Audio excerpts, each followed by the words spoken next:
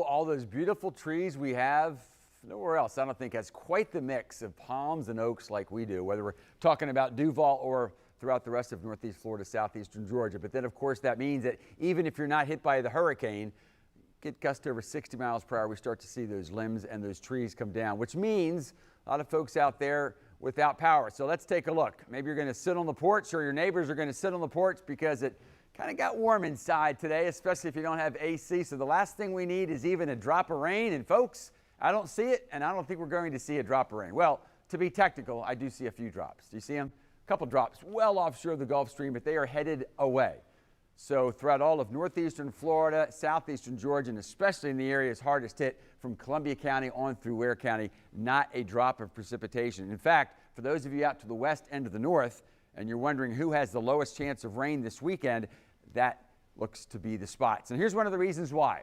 This may look odd even if you look at weather maps. This is really an attempt of what I call the tropical tail. And that is, although we're warm and humid, as the tropical tail blows out from what was the hurricane, that tends to blow the tropical air, at least that can produce showers and thunderstorms, away from us. Now it's going to continue to blow off to the east and to the northeast of us, which is why today we saw those bluer skies return. It's going to settle just to the south of us. So south of us through the weekend, we'll have a higher risk of showers and thunderstorms. But because especially those of you south of Jacksonville over the weekend will be on the fringes of that tropical tail, there will be just enough moisture so that we will see a few showers, especially south of the Jacksonville area. But overall, certainly a tranquil weekend compared to what we were preparing for and then what we did have to deal with. And of course, some of you folks, especially with the damage and the lack of power, you're still going to deal with. But for you salt lifers, or anybody for that matter, likes to get wet, here's how it looks for Saturday. It looks pretty darn nice, and water's still pretty warm. If you're doing to take a stroll on the beach,